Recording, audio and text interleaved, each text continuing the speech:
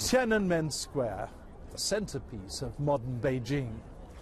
Old stagers like me can never forget the demonstrations here, which ended in the massacre of 1989. But like China itself, the square has changed a lot over the years, and it's far more people-friendly now than it used to be. Over there is the Great Hall of the People, where David Cameron's been having his talks this morning with the Chinese leadership. The visit's been a remarkable success so far, and extra unexpected honours have been showered on him. Why? Well, basically because China doesn't trust America to be a reliable partner anymore in these difficult times. It wants Britain plus France and Germany as a counterweight. The British, of course, are only too happy to oblige. But what are we to make of China itself?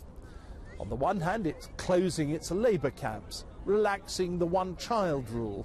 On the other, it's silencing and locking up its critics with renewed energy. Why? What's going on here?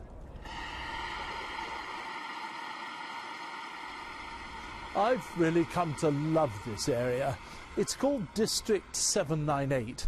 It used to be an entire suburb composed of weapons factories. And then the government closed it down and handed it over to, of all things, artists to use as galleries and workshops. For me, it's a parable of the way China could become in the future. When you're here, the old Chinese Marxist-Leninist state just seems to evaporate. Being here reminds me forcibly of the artists I used to hang out with in the old Eastern Bloc countries in the 1980s. So what's really going on in the China that David Cameron has come to visit?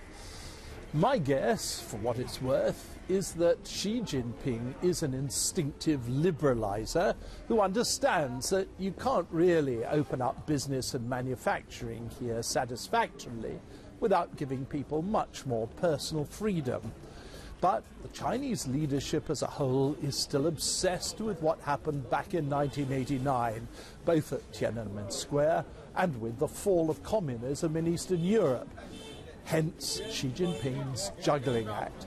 There is more personal freedom here, certainly, but people aren't allowed to go as far as many of them would like. Can it work? Certainly, but only for a while. The time will come when the old rules will have to be relaxed, and that'll be the point of maximum danger for the old Marxist-Leninist system.